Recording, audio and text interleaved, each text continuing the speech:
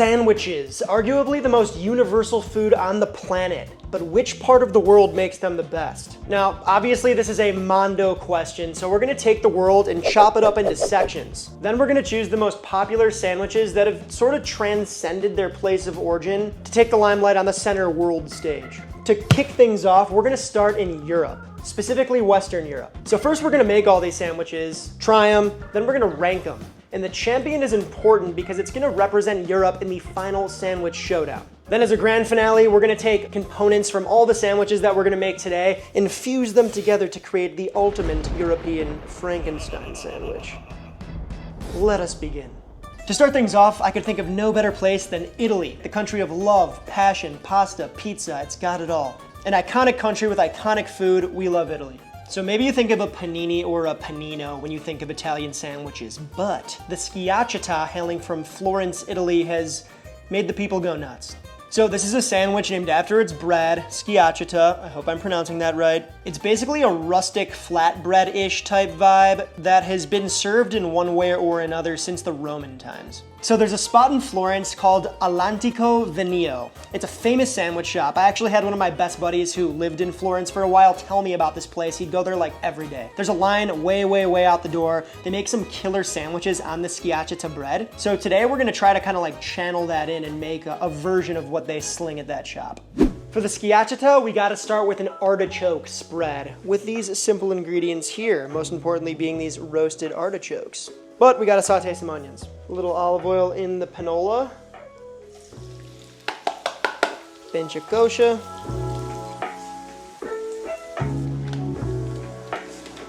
All right, these are looking good, slightly brown at the edges, ready to puree. Into a food processor, we got our sauteed onions and all that olive oil. Get all that olive oil, it's gonna help emulsify things. Our roasted artichokes, une clove garlic, fresh parsley, little dash of red wine vinegar, black pep, and a pinch of kosher. And blitz.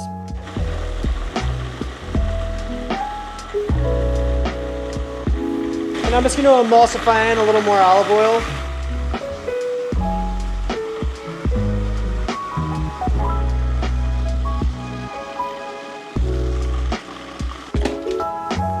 Oh yeah.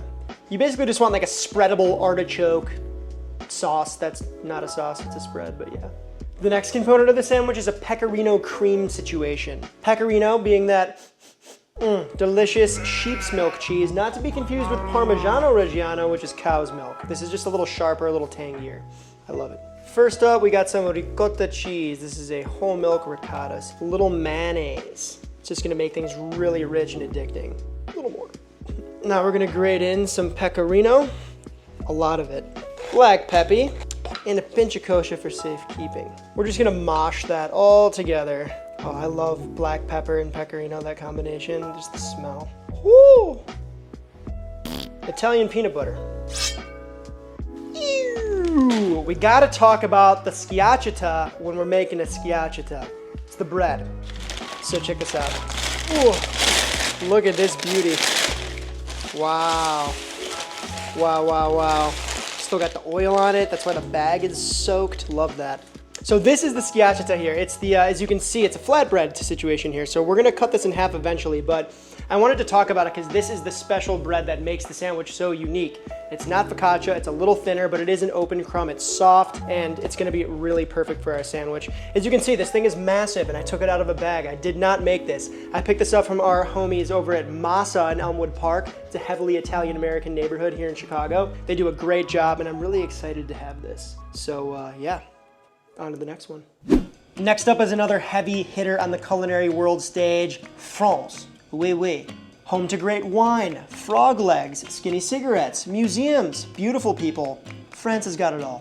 The Croque Monsieur, you've probably heard about it. It's basically a fancy ham and cheese sandwich. Throw an egg on it, all of a sudden you got a croque madame. But we're gonna do the Monsieur today. So to make a proper croque, you need a proper Mornay sauce, right? That's a fancy French word for a cheese sauce. It's a roux-based sauce, meaning it's got butter and flour. It's creamy, luxurious, very rich. We're gonna make it. We start off by melting a stick of butter in the pot. Now we're gonna start our roux with some flour. This is our thickener. This is what's gonna be the base of the sauce. We're just gonna take this to a not super dark roux, but also not a light roux too, somewhere in the middle. Once it starts to smell like pie crust, we can add in our cold milk. Cold milk, hot roux, no lumps. All right, that looks good. Nice smooth bechamel sauce. And now by adding cheese, we're gonna make it a Mornay. Gruyere. This is not classic, but I like to put some Parm in there too. Just adds a little sharpness. A little dash of Dijon mustard. Une œuf yolk. And just a little bit of nutmeg. Very classic. Warming spice. Now we can whisk that together till the cheese melts. A beautiful, melty, gooey Mornay sauce. It's a little thicker than usual, but that's perfect for our purposes because we're gonna be spreading it on a sandwich. You shall see. I'm just spreading this thin on a tray here. It's gonna help cool things down quicker. And we'll pop this on top to stop it from forming a skin. That can go right into the ice box. Pain de mie. This is basically French white bread. It's very similar to what you'd see in grocery stores here in the US and abroad, like the UK and stuff. Let's cut into it and see how we did.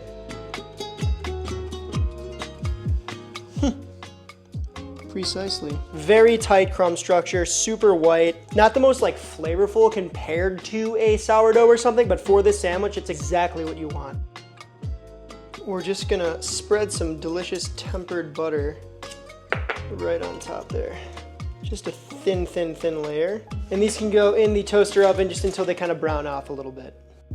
Our next stop is Germany, Deutschland. In the mid-1900s, due to a massive labor shortage from World War II in Germany, a bunch of Turks moved to Germany looking for work. They brought with them their culture, their food, and the Doner Kebab is one of those things. You can find it all over Europe, but it's specifically popular in Berlin, especially as a late night food. You know, you get a little sloppy, you need a sandwich to kind of soak up that booze. What's better than a meaty, fluffy sandwich?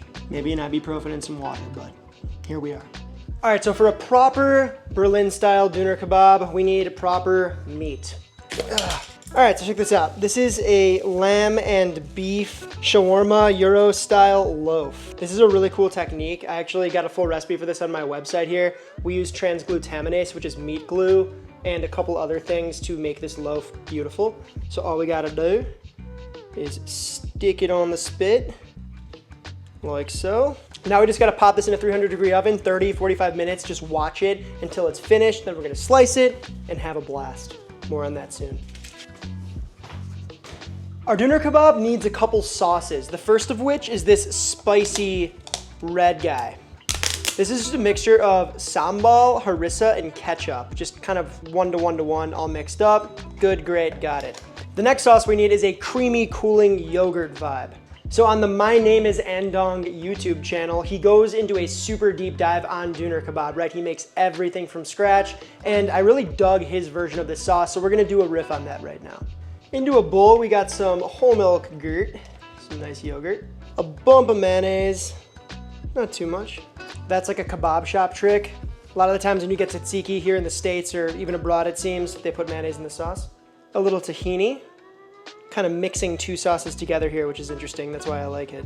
A little bit of garlic powder, dried dill, a lot of dried dill, some fresh mint, a pinch of salt, and to bump up that flavor and umami, a tiny pinch of the GP, the God particle, MSG. Just a wee bit. Now we're just gonna give that a stir. Make sure to work that tahini in. And I just love the specks of dill and mint in there. Pretty. Yeah. Here is our tahinified tzatziki sauce, approved by Andong, who happens to live in Germany. I believe he's actually either from Berlin or I know he lives in Berlin, so we're validated, all right? Here we go. Hot dang. Oof, but it's crusty. Look at the inside there. It's like emulsified, held together. You get that textural contrast from the outside here. It looks like it just got back from Tahiti. Yeah, I mean. And you could throw this back in the oven. Like I said, use your torch, or you can just keep cutting slices of this and crisp it up in a pan, right? It's gonna be good.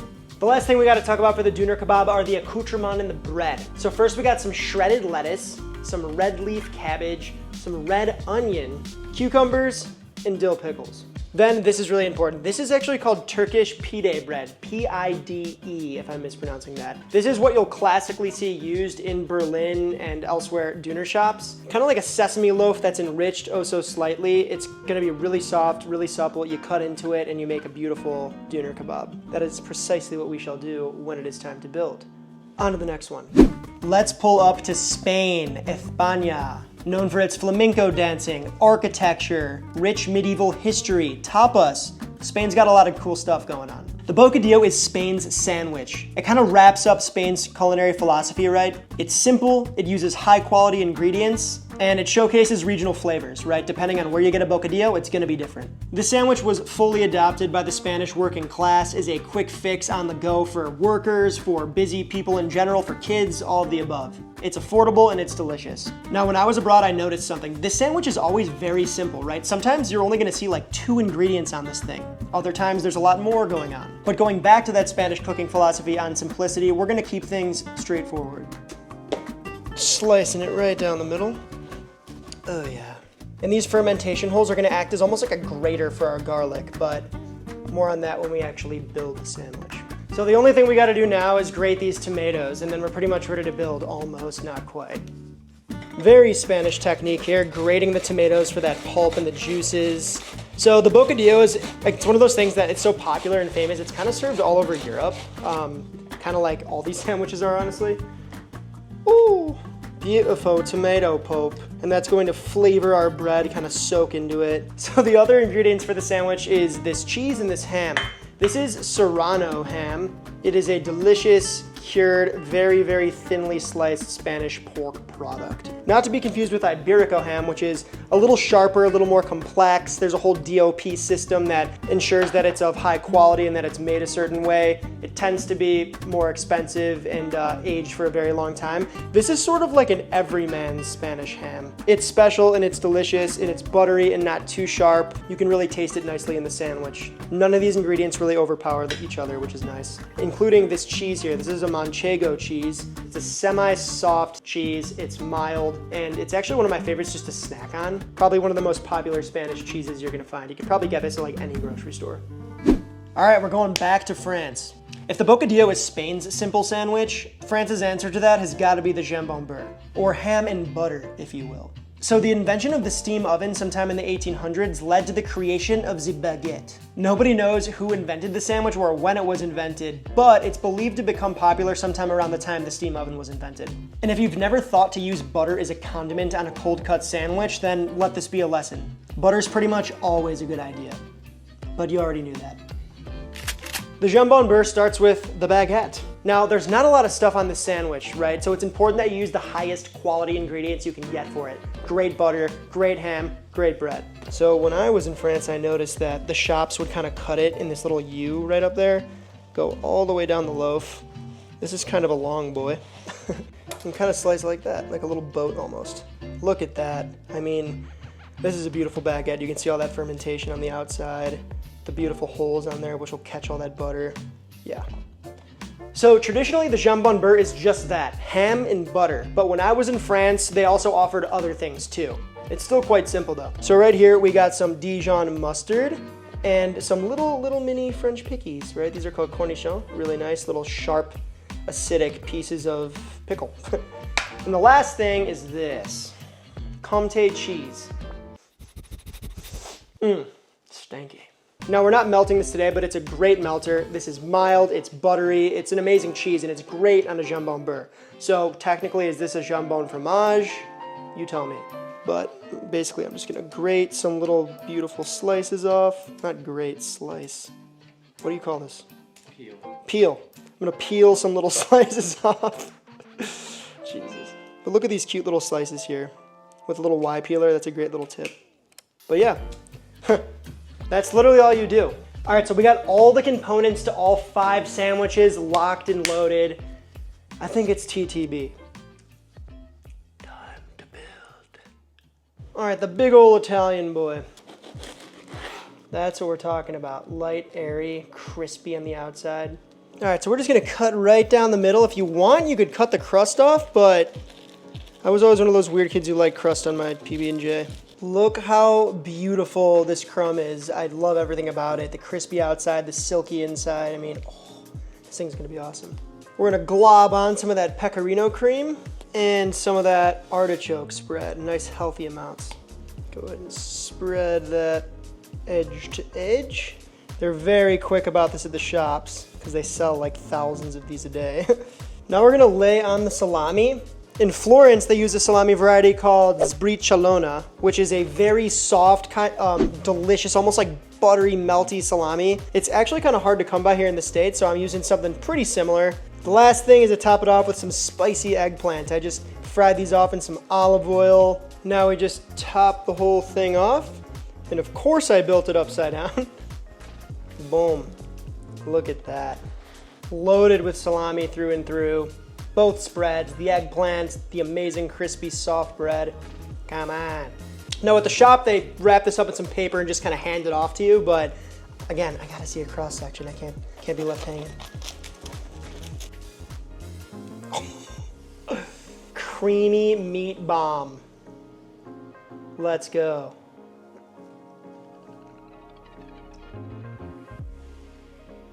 All right, the croque madame. We're just gonna cut the crusties off. And it does make it look like super old school and kind of fun. It's a petite little sandwich, but man is it rich. All right, so we're gonna build this on a tray because it's going right in the oven. We're gonna go on with a little bit of that Mornay that's all chilled down, and I like it chilled because look how easy that is to spread. This is a mix of Emmental, Comté, and Gruyere cheese, 3 cheeses. I saw this at a restaurant in France when I was served it and I really liked it. On with the ham. Then we're just gonna pop that on. A little bit of Dijon mustard on the top. A little more of that Mornay sauce on the top as well, just like those other layers. Then we're gonna top it off with a healthy glob of cheese. And now we're just gonna pop this in the oven till it gets nice and melty.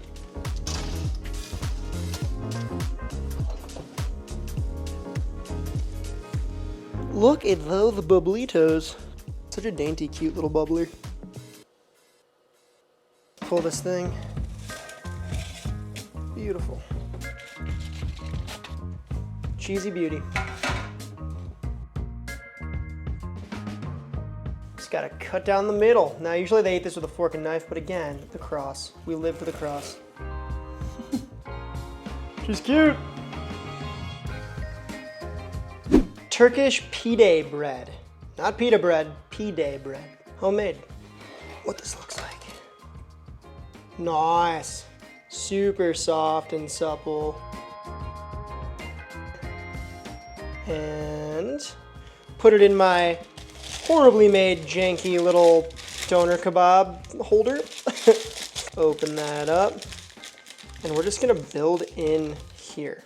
One side, we'll put down a little tzat, a little tzatziki, creamy yogurt sauce. We'll go with some of that hot sauce, that red situation. Our little shawarma meat. You could chop this up more if you'd like, but I'm just gonna do it like this. Some shredded lettuce, shredded cabbage, cucumber, and some very thinly sliced onion. Can't forget, I love this touch, the pickle. This colorful John is the doner kebab. Doner kebab. The Spanish bocadillo, we're just gonna take this halved clove of garlic and rub that bread. It's gonna infuse it with garlic. The garlic's kind of gonna grate into the bread. A little drizzle of Spanish olive oil. Our gorgeous grated tomato falling into the holes of the bread. The sandwich has essences in it. We got essence of garlic, essence of tomato, absorbing into that bread with its water. Not too much, you don't want like a big sloppy mess, just enough to kind of sink into the bread. Just a little salt on that tomato. Gotta season your maters, yeah, I mean. Then we have our Serrano ham, which is always kind of like flatly laid on the sandwich. It's not really like curled super tall with height.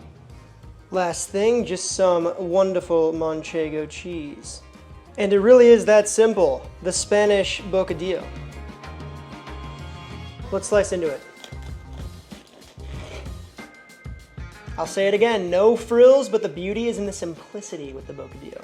Better ingredients, bocadillo. All right, Jambon-Beurre starts with our baguette. We are going to butter both sides. Healthy glob of beurre right there. And in my favorite Jambon-Beurre shop, They offer a little bit of mustard, so we're just gonna spread a bit of Dijon on one of the sides of bread. Jambon-Beurre, this is just like a classic, kind of like mild, not spiced, cured pork. This is ham. We're gonna pop some of those Comté slices down. Don't gotta be too neat with it. These are always like surprisingly, I don't know if I use the word sloppy, but kind of like uneven. Then we have our cornichon pickles. And that's literally all you do. Now we just close her up. And this, my friends, is the Jambon-Beurre or Jambon fromage, whatever you want to call it. Now, normally when you get this at the shops in Paris, they come in kind of a one single loaf and you just kind of eat it down, but we're gonna cut it in half because I gotta see a cross section. Crispy. Oh yeah. Love that. No frills, simple, not massive, not stacked to the sky. This isn't like a loaded all-out Americano sandwich. It is a dainty but delicious and effective sandwich. All right, finally the time is upon us. We get to try each of these masterpieces, okay? Where do I begin? I don't know. We'll go this way. I'll do the Jambon-Beurre first and foremost here. It's gonna take me about 10 minutes, hold on.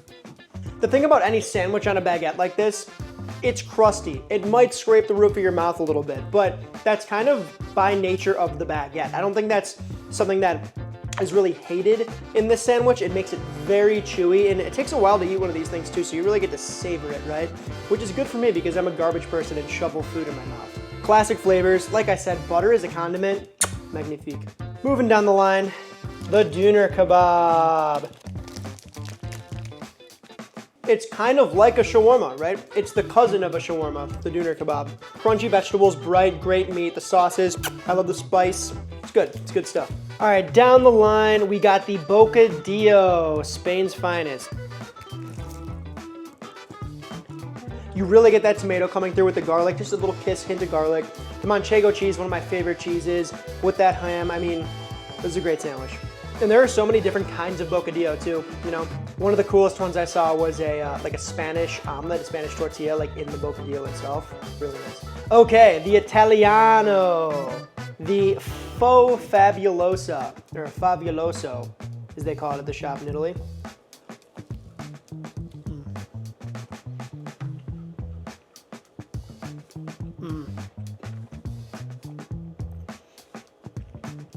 That bread is crispy on the outside, so soft. You just saw it in real time. Did not take that long to chew down. It's creamy, but it's also like vegetal and punchy from that artichoke spread, which the red wine vinegar really wakes it up as well. I don't know, man. I'm just kind of a fat kid for salami. It's always been my favorite deli meat. So I love that soft, supple, fatty salami. It's really nice. The Croque Monsieur is traditionally eaten with a fork and a knife, which is hilarious. So we're just gonna punch that down. Look at that bite. This is gotta be the richest sandwich maybe on the face of the planet.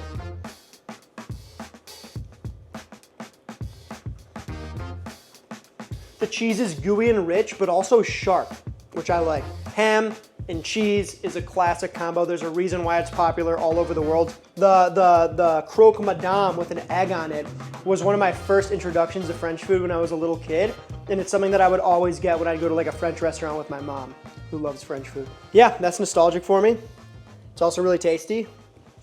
This is gonna be tough. Now is by far the hardest part of the video. We need to determine which one of these beautiful sandwiches is Europe's champion. We're gonna do 5th to 1st place. In the 5 slot. This ain't easy, man, but I'm gonna have to do it. It's gotta be the Croque Monsieur.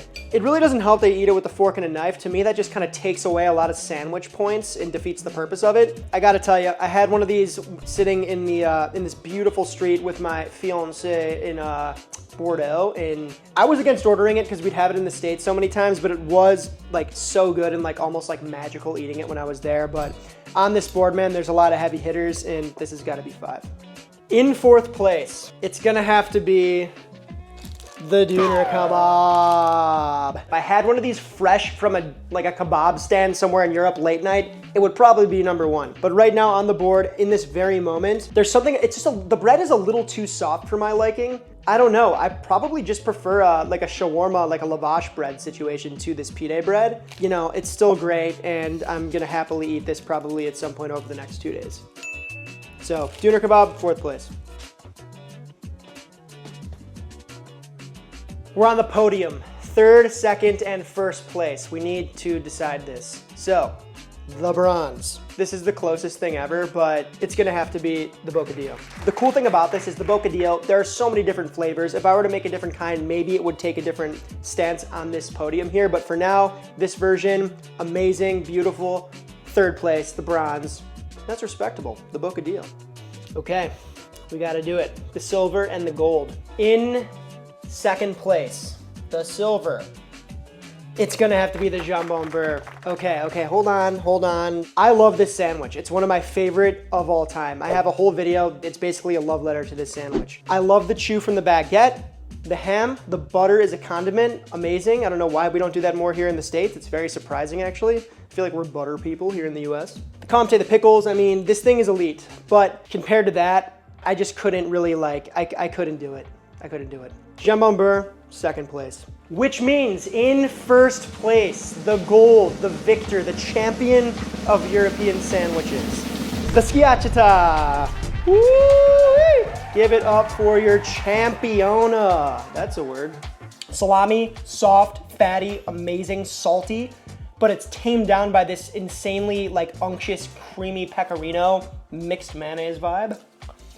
You got your artichoke spread for that vegetation and that tang, and the spice coming from those eggplants in there. I didn't mention that earlier, but that's a big one. It's all housed in what I think might be a damn near perfect bread for a sandwich. It's kind of like a little more dense version of a focaccia. It's not quite as fluffy, but to me it's a lot crispier, and it's still extremely fluffy on the inside. And I mean, just look at that. It takes to the sauce, the cream and the artichoke just kind of meld in there. You got that unctuous salami, and I mean, dude. Crispy. It's got texture, it's got flavor, it's got tang. This thing's a winner. Congratulations, Italia. But now, we are going to take the best components from each of these sandwiches to fuse together the ultimate European Frankenstein sandwich.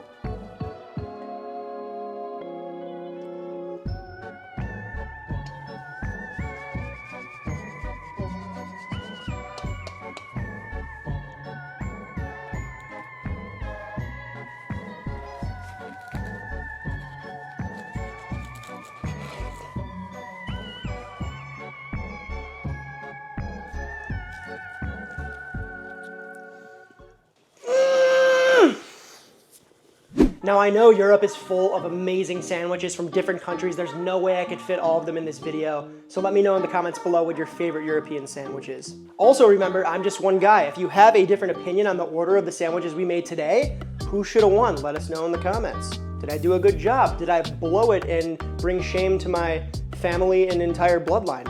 Let me know. If you like the video, give it a like, helps us out. If you're new to the channel, consider subscribing to the channel. If you're not new to the channel, welcome back. Best way to support us is over on the Patreon, aka the grocery fund. It helps us do everything and keep the channel running. Regardless if you can financially support or not, come say what up in the Discord. We're chilling, we're chatting, we're talking about sandwiches, life, and everything in between. That's all I got for you today, so until next we meet, in honor of Italy. Ciao.